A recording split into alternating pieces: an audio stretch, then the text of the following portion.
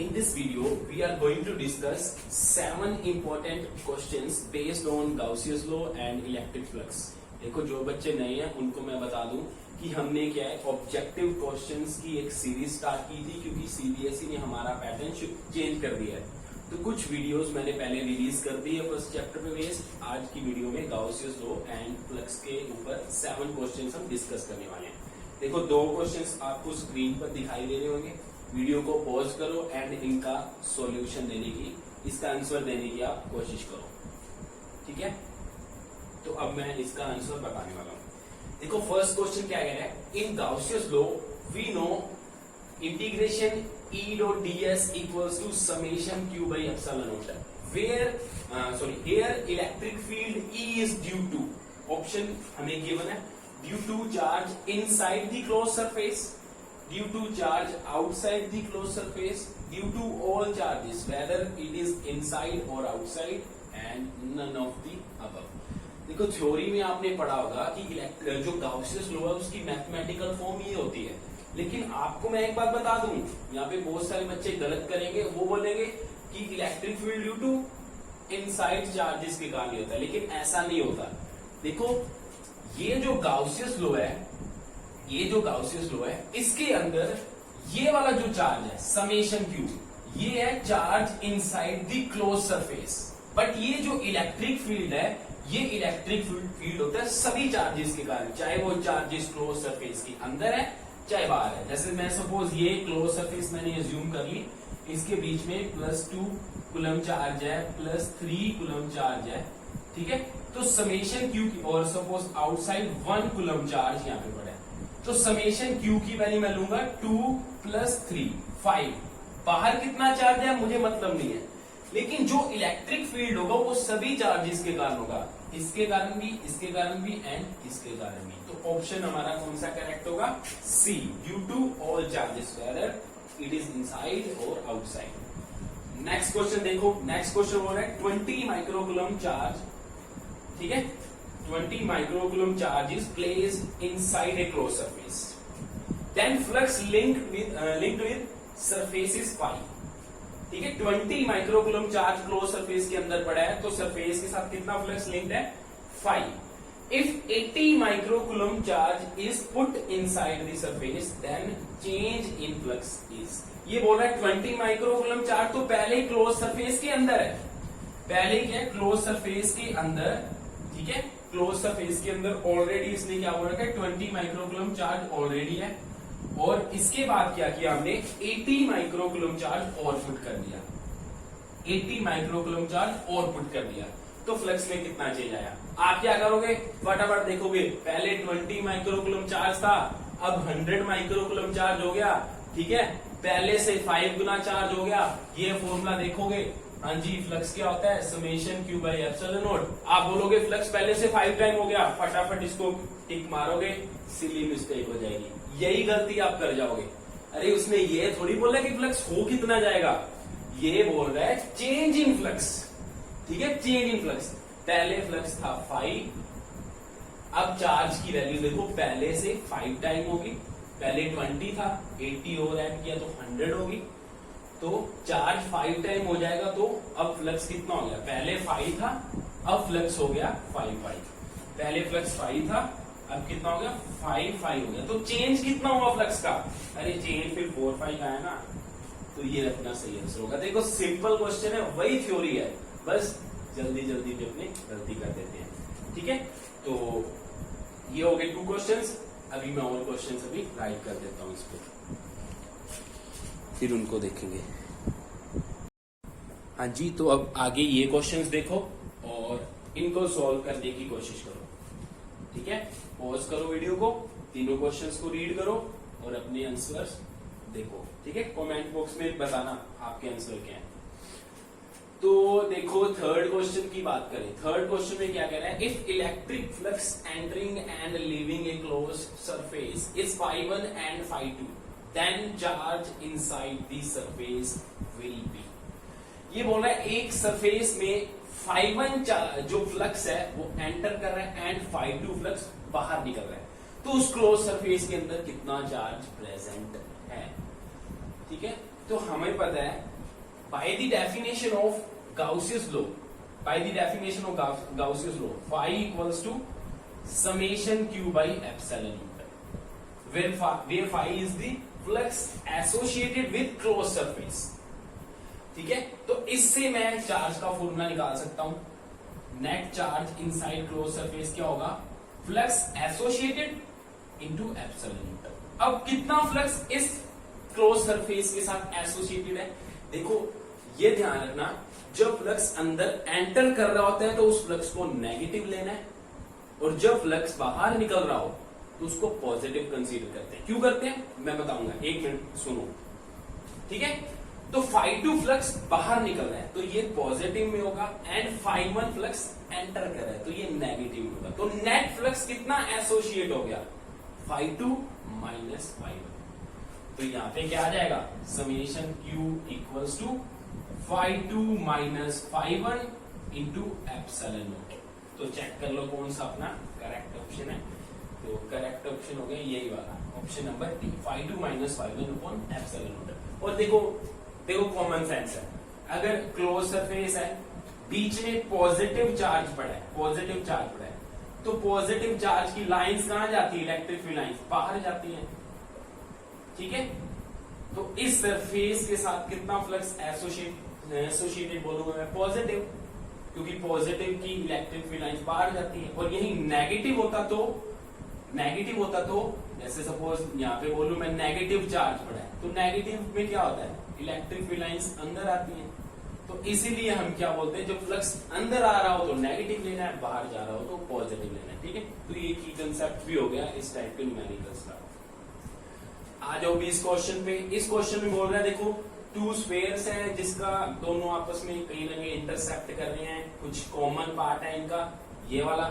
इस common part के साथ कितना फ्लक्स एसोसिएटेड है वो हमें बताना है. गाउसियस लॉ पढ़ा ही होगा. एक बात बोली थी कि बाहर कितना चार्ज है, नहीं मतलब, ठीक है, जो भी फ्लक्स एसोसिएटेड होगा वो किसके इक्वल होगा, charge inside the close surface divide by epsilon not. Electric field सभी चार्जेस के कारण है, लेकिन वो इक्वल किसके है, किसके इक्वल है, वो सिर्फ अंदर वाले चार्जेस के डिवाइडेड बाय एप्सिलॉन नॉट के. तो अब हमें फ्लक्स निकालना है, इसके साथ निकालना है ना फ्लक्स. तो इसके अंदर कितना चार्ज है बस उससे मतलब है. इसके अंदर है -1 माइक्रो कूलम चार्ज.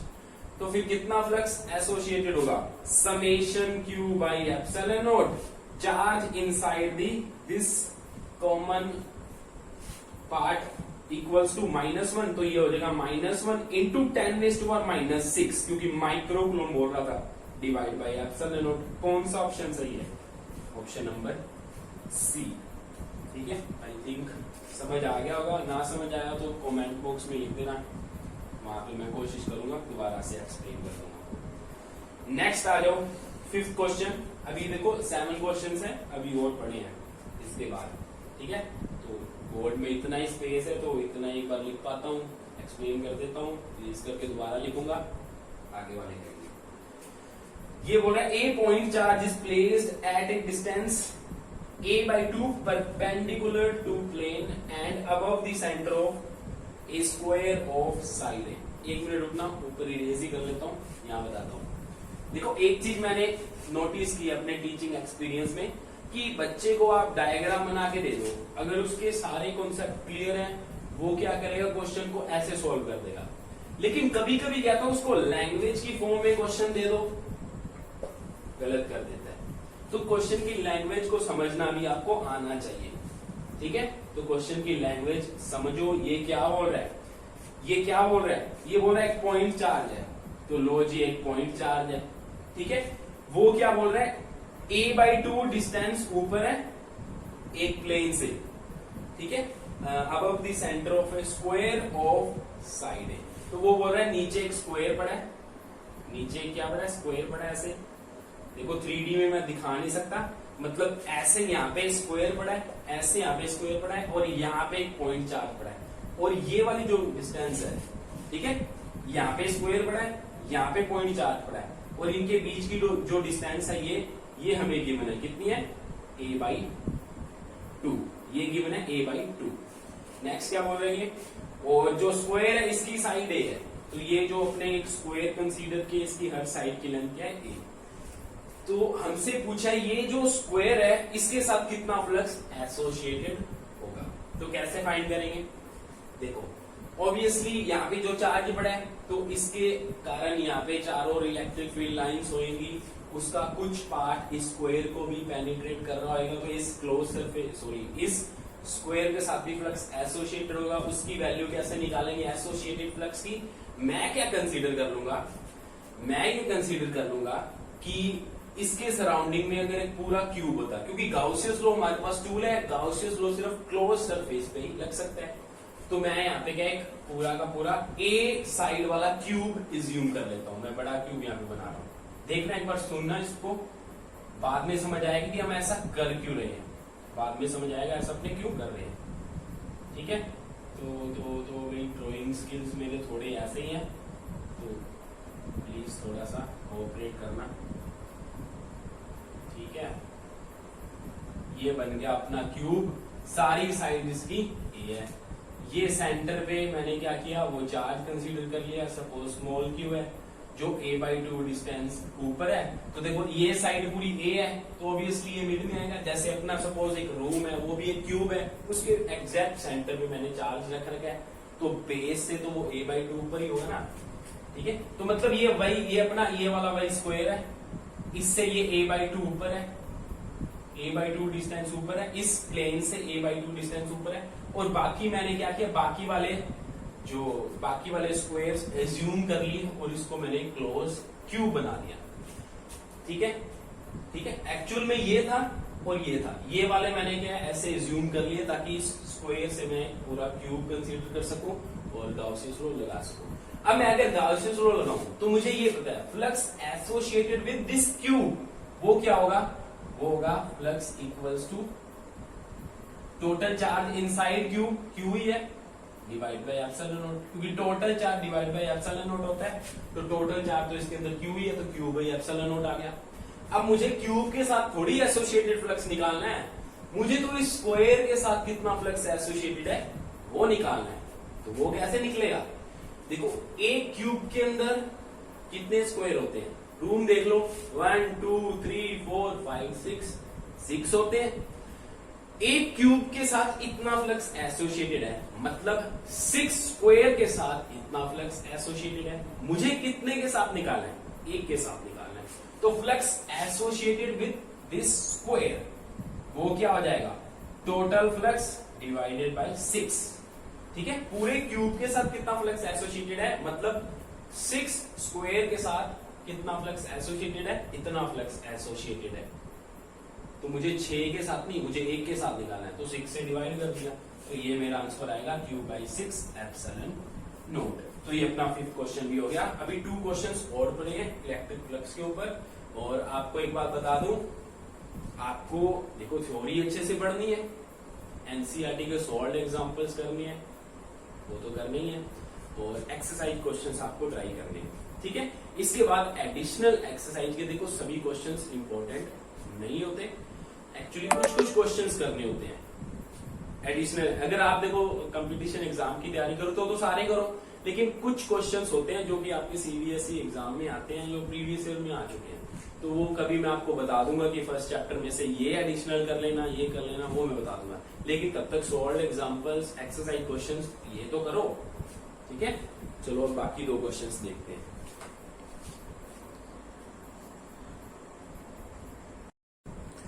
हाँ जी, तो अब ये क्वेश्चंस देखो, ठीक है।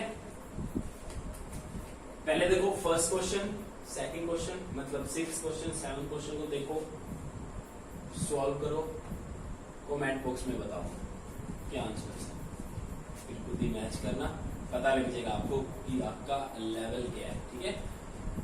तो धीरे धीरे लेवल बढ़ेगा, ठीक है, प्रैक्टिस से ही लेवल बढ़ता होता है, प्रैक्टिस करो, और थ्योरी तो अच्छे ढंग से पढ़नी है ही, तो ही आप न्यूमेरिकल्स कर पाओगे, वही कॉन्सेप्ट्स को यहाँ पे अप्लाई करने हैं।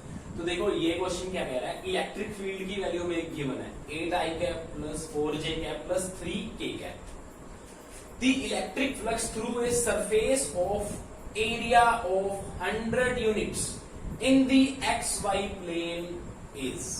हमें क्या करना है, इलेक्ट्रिक फील्ड की वैल्यू दे रखी है और ये बोल रहा है कि हमारे पास जो सरफेस है ना उसकी वैल्यू है 100 यूनिट्स और वो एक्स वाई प्लेन के अंदर लाई कर रहा है। बताओ फ्लक्स कितना एसोसिएटेड होगा। अब देखो यहाँ पे चार्ज वगैरह की तो कोई बात की नहीं, ठीक है, गाउसियस लॉ से तो हम निकालेंगे नहीं, डायरेक्ट जो फ्लक्स का फॉर्मूला होता है वो लगा दो। फ्लक्स का फॉर्मूला क्या होता है, देखो E डॉट ए, जिसको ओपन करते हैं अपने, देखो तो ये बन जाता है E A cos थीटा। देखो दो फॉर्मूले होते हैं फ्लक्स के वैसे तो, एक तो ये हो गया इलेक्ट्रिक फील्ड, मतलब एक ही होता है, दूसरी फॉर्म भी एक और होती है, एक तो ये होता है E डॉट ए और एक ये वाली फॉर्म होती है E डॉट ए। ठीक है, ध्यान से सुनना, अगर दोनों चीजें कांस्टेंट है, इलेक्ट्रिक फील्ड एंड एरिया, तब तो फर्स्ट फॉर्मूला यूज करना होता है, और अगर दोनों में से कोई भी चीज वेरिएबल है, चाहे तो इलेक्ट्रिक फील्ड चेंज हो रहा हो या एरिया चेंज हो रहा हो, तब हमें ये सेकंड फॉर्मूला यूज करना होता है। अब इसमें देखो इलेक्ट्रिक फील्ड कोई टाइम या डिस्टेंस किसी पे डिपेंड नहीं कर रहा, कांस्टेंट है, एरिया 100 यूनिट ये भी कांस्टेंट है, तो फर्स्ट फॉर्मूला अपने यूज करेंगे E A cos theta, where E is the electric field, A is the value of area and cos theta. Theta क्या है, angle between areal vector and electric field. ठीक है, area and electric field के बीच का angle नहीं, areal vector and electric field के बीच का एंगल, कि एरिया का जो वेक्टर है एंड इलेक्ट्रिक फील्ड उनके बीच का एंगल। आई होप आपने ये फ्लक्स वाले थ्योरी में ये पढ़ा होगा पहले, ठीक है, लेकिन अभी न्यूमेरिकल में भी आ जाएगा। तो देखो ये बोल रहा है, देखो इलेक्ट्रिक फील्ड की तो वैल्यू गिवन है, जो सरफेस है वो एक्स वाई प्लेन के अंदर लाई कर रही है। एक्स वाई प्लेन मतलब तो एरियल वेक्टर की डायरेक्शन किस तरफ आएगी, फिर जेड डायरेक्शन में। देखो डायरेक्शन कैसे निकालते हैं, जैसे सपोज ये एक बोर्ड है, ये एक एरिया है, तो इसकी डायरेक्शन क्या होगी, perpendicular to the board outwards, तो ये इसके एरियल वेक्टर की डायरेक्शन होगी। वैसे देखो जो प्लेन है वो एक्स वाई प्लेन में लाई करना है, सपोज कर लो ये एक्स है, ये वाई डायरेक्शन है, ये एक्स डायरेक्शन है, ये वाई डायरेक्शन में, तो दोनों के परपेंडिकुलर आउटवर्ड्स ये डायरेक्शन आएगी जेड, तो इसी जेड डायरेक्शन में हमारा एरिया, इसका मतलब जो एरिया उसकी डायरेक्शन एरियल वेक्टर की डायरेक्शन होगी जेड डायरेक्शन में, तो हम बोल सकते हैं यहाँ पे इलेक्ट्रिक फील्ड की वैल्यू ये गिवन है, तो एरियल वेक्टर की वैल्यू क्या होगी, 100 इसकी वैल्यू होगी एंड डायरेक्शन होगी इसकी के कैप। अब दोनों का क्या कर दो, डॉट प्रोडक्ट करवा दो, डॉट प्रोडक्ट करवा दो। डॉट प्रोडक्ट आपने 11th क्लास में पढ़ा हुआ है कि डॉट प्रोडक्ट में हम क्या करते हैं, आई कैप के कोफिशिएंट को आई कैप के कोफिशिएंट से, जे को जे के कोफिशिएंट को के से मल्टीप्लाई कर देते हैं डायरेक्ट और ऐड कर देते हैं। अब देखो एरिया के अंदर आई कैप जे कैप का कोई कोफिशिएंट है ही नहीं, तो इसको 8, देखो आई कैप का कोफिशिएंट 8, इधर आई कैप का कोफिशिएंट 0, तो ये 0, ठीक है, वैसे ही इधर 0, लेकिन ये थर्ड देखोगे, देखो के कैप का कोफिशिएंट 3, इधर के कैप का कोफिशिएंट 100, तो ये हो जाएगा 3 into 100 300, तो सारा हमारा E डॉट ए वेक्टर की वैल्यू क्या आ जाएगी, 0 + 0 + 300, तो फ्लक्स की वैल्यू क्या आ गई 300, तो ये अपना बी राइट आंसर होगा। अब इस क्वेश्चन पे आ जाओ, देखो ऑप्शन वगैरह नहीं दे रखे, लेकिन बेसिक अंडरस्टैंडिंग जरूरी है इसकी। तो ये देखो क्या कह रहा है, एक्चुअली इसको सॉल्व भी बहुत आराम से आपने कर दिया होगा, लेकिन इसके अंदर एक मैं बात बताऊंगा जो शायद आपके मन में एक डाउट क्रिएट कर सकती है, उस डाउट को भी अपने दूर करेंगे। ये बोल रहा है कि हमारे पास देखो एक बड़ा स्फीयर है, उसके अंदर मैंने +1 कूलम चार्ज रखा हुआ है, इधर एक छोटू सा स्फीयर है, उसके अंदर भी 1 कूलम चार्ज रखा हुआ है। Are flux associated with both surfaces same, दोनों के साथ सेम फ्लक्स एसोसिएटेड है। अगर मैं फ्लक्स के फॉर्मूले से देखूं, सॉरी गाउसियस लॉ के फॉर्मूले से देखूं, तो वो क्या था, phi = summation Q/ε0। तो इसके अंदर भी 1 कूलम चार्ज है, इसके अंदर भी 1 कूलम चार्ज है, तो दोनों के दोनों फ्लक्स के साथ, दोनों के दोनों सरफेसेस के साथ सेम फ्लक्स एसोसिएटेड होगा, और बिल्कुल सही है, ठीक है, दोनों के साथ सेम फ्लक्स एसोसिएटेड होगा। लेकिन डाउट कहां पे क्रिएट होगा आपके माइंड में, आप बोलोगे सर अगर मैं दूसरा फॉर्मूला देखूं phi = E डॉट ए वाला, तो इसका एरिया ज्यादा है, इसका एरिया कम है, ऐसे कैसे फ्लक्स दोनों में सेम हो गया? कहीं ये गलत तो नहीं? एक चीज मिस करेगा आप यहाँ पे, इसका एरिया मान लिया ज्यादा है, इसका एरिया मान लिया ज्यादा है, लेकिन देखो ये डिस्टेंस भी तो ज्यादा होगी, तो इसका इलेक्ट्रिक फील्ड भी तो कम हो जाएगा। ये पॉइंट चार्ज है k q by r square, r बढ़ गया, इलेक्ट्रिक फील्ड कम हो गया, इलेक्ट्रिक फील्ड कम हो गया, एरिया ज्यादा हो गया, तो फाई की वैल्यू वही रहेगी। और इसमें एरिया तो कम है लेकिन इलेक्ट्रिक फील्ड ज्यादा होगा, क्योंकि आर की वैल्यू कम है, आर की वैल्यू कम तो इलेक्ट्रिक फील्ड ज्यादा, तो इस वाले केस में इलेक्ट्रिक फील्ड यहाँ पे ज्यादा होगा, एरिया सरफेस का कम होगा, नेट फ्लक्स दोनों में सेम ही रहेगा। ठीक है, तो इलेक्ट्रिक फील्ड एरिया चेंज हो सकते हैं लेकिन टोटल फ्लक्स दोनों के साथ सेम ही एसोसिएटेड है, because both having same charge inside of the surface. ठीक है, ओके, तो इतना ही था।